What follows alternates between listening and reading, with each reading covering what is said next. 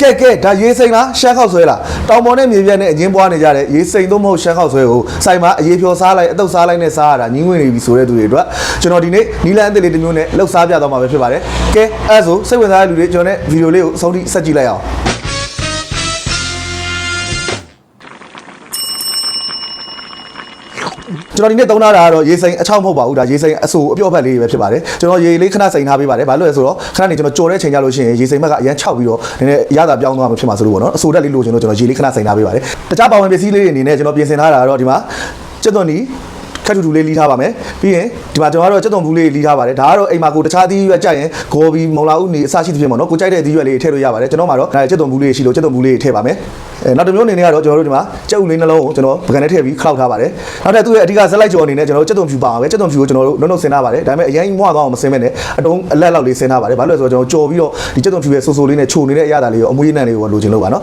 ်ကျွန်တော်တို့ဒီပထမဦးဆုံးကြော်တဲ့အဆင့်မှာမီးနေနေပြင်းပြင်းလေးသုံးပါမယ်ကျွန်တော်တို့ကကြက်ဥတွေ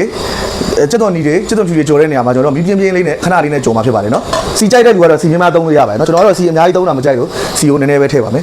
ဒါပေမဲ့ကြက်ဥနှလုံးဆိုတော့ကျွန်တော်ဒီကြက်ဥနှလုံးအိုးမကက်အောင်နေထားလောက်တော့ကျွန်တော်တို့ထည့်ရမယ်နော်ကျွန်တော်ပထမဆုံးအနေနဲ့ကြက်ဥထည့်ပါမယ်ပြီးတော့ကျွန်တော်ကတော့ဒီကြက်ဥကို6လေးနဲ့ကျွတ်နေတဲ့ရတာလေးကိုကြိုက်တဲ့အတွက်ဒီနေရာမှာကျွန်တော်ကြက်ဥလေးကိုနည်းနည်းကျွတ်အောင်ကြော်ပါမယ်နော်ကြက်ဥလေးကကျွန်တော်တို့ကအချက်လိုက်ယူမှာမဟုတ်ပါဘူးတသားစီကျွန်တော်တို့ပြီးရင်ဒါမှမဟုတ်မှွေပေးရမှာဖြစ်ပါတယ်အောက်ကမီးပြင်းပြင်းလေးသုံးပါမယ်နော်အဲ့ဒါသတိထားပေးပါ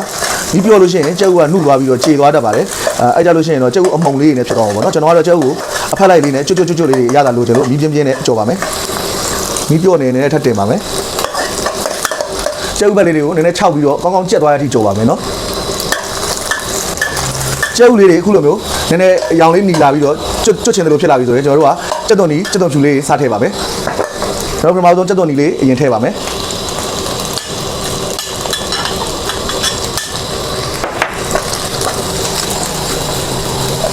ကြက်သွန်နီလေးထည့်ပြီးတော့ကြက်သွန်နီလေးကိုနည်းနည်းအိလောင်ကြော်ပေးပါမယ်။ကျွန်တော်တို့ဒီနေရာမှာကြက်သွန်နီထည့်တာစီချက်လုပ်ဖို့အတွက်မဟုတ်ပါဘူး။ကျွန်တော်တို့ဒီကြက်သွန်ရဲ့အချိုရတာလေးကိုလိုချင်လို့ဖြစ်ပါတယ်။ဒါကြောင့်ကျွန်တော်တို့အရင်ကြော်အောင်မကြော်ပါဘူးเนาะကြက်သွန်ခုလိုကျက်သွန်နီလေးတွေနည်းနည်းဤသွားတဲ့အနေထားမှာကျွန်တော်ကျက်သွန်ဖြူလေးဆက်ထည့်ပါမယ်နော်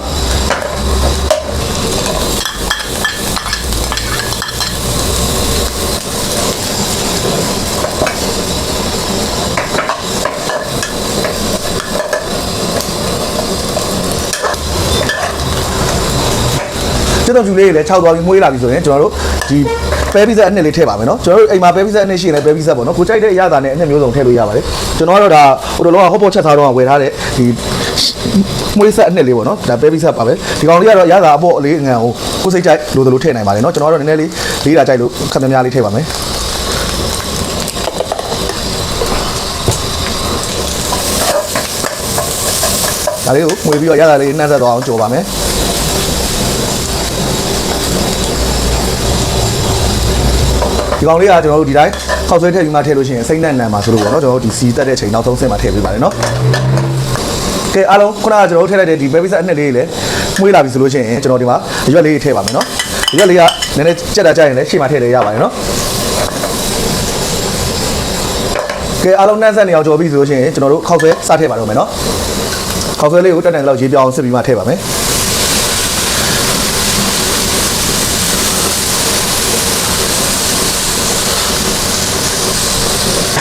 ပြီးရင်ကျွန်တော်တို့အောက်ကကြော်ထားတဲ့အစာပလာလေးနဲ့ခောက်ဆွဲနေကို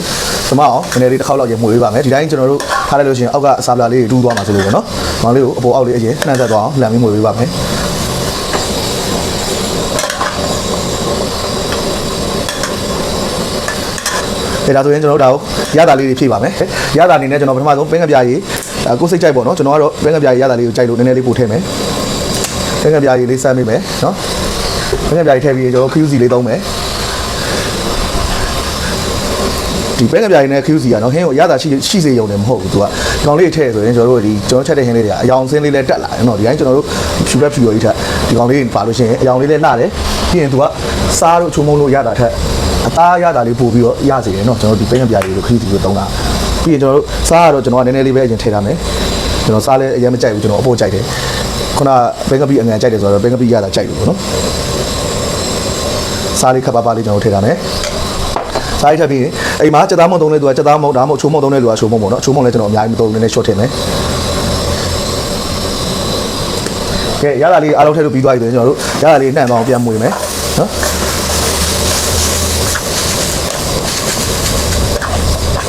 ကဲကျွန်တော်တို့နောက်ထပ်သတိထားမှာဒီနေရာမှာကျွန်တော်တို့ခောက်ခဲစားထည့်ပြီးဆိုတော့မီးကအပြော့လေးနဲ့စပြီးကြော်တော့မှာနော်မီးမပြင်းတော့မီးလျှော့ရမယ်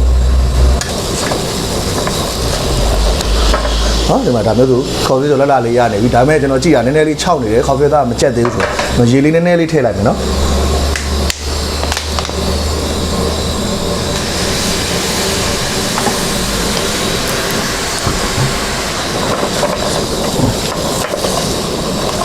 ခောက်ခဲရလဲကြက်တာနေတော့ဖြစ်သွားပြီရတာလေးရလဲကျွန်တော်အကြိုက်ကွက်တိပဲအကြိုက်တော့ကျွန်တော်အခု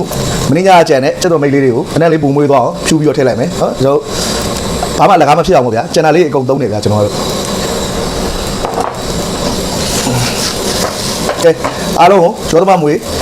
တာဆိုးလိုမျိုးကြော်ပြီးသွားပြီဆိုလို့ရှိရင်ကျွန်တော်တို့ဒါလေးကိုပြန်လေးထည့်ပြီးစတင်သုံးဆောင်လို့ရပါပြီကဲကျွန်တော်ပြန်လေးထည့်လိုက်အောင်မယ်ကဲအခုဆိုရင်တော့ရောင်သွေးစုံလင်ပြီးတော့စားခြင်းဆိုပဲဖြစ်နေတဲ့နတ်စာရေစိန်ကြော်သို့မဟုတ်ရှမ်းခေါက်ဆွဲကြော်မမွေလေးတွေဝယ်ရပါပြီကျွန်တော်တို့အတူတူတွတ်ဆွဲကြည့်အောင်ရတာဘယ်လိုနေလဲဆိုတာ Let's go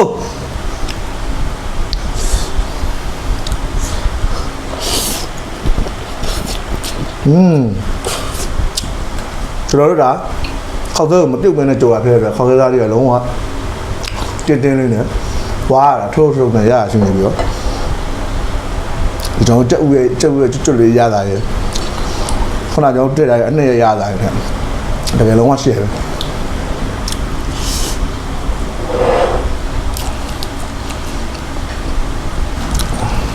ကဲဒီမှာ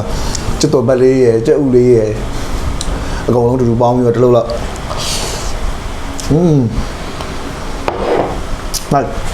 ကျွတ်ပတ်လေးကျွတ်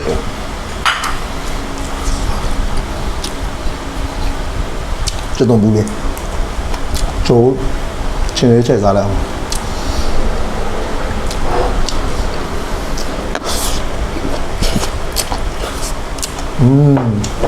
怎么吃呗？知道吗？今天咱们那啥老的说，我湖南做的，白干啥呢？很老我没做，你别到我了。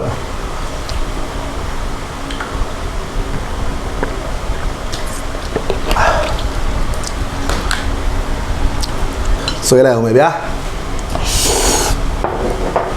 ငါခုတော်ပြီကိုကောင်းတယ်ပြောနေမဟုတ်တကယ်ကောင်းအပြင်မှာကျွန်တော်ဘယ်ဆိုင်မှမစားဘူးကိုစတိုင်းနဲ့ကို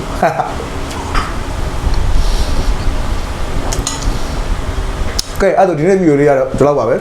ကျွန်တော်နောက်နေ့မှာဘာဟင်းတွေချက်ပတ်ဆိုရင်လည်းအောက်က comment လေးမှာရေးပေးခဲ့လို့ရပါတယ်အားလုံးပဲနောက်နေ့ပြန်တွေ့ကြပါ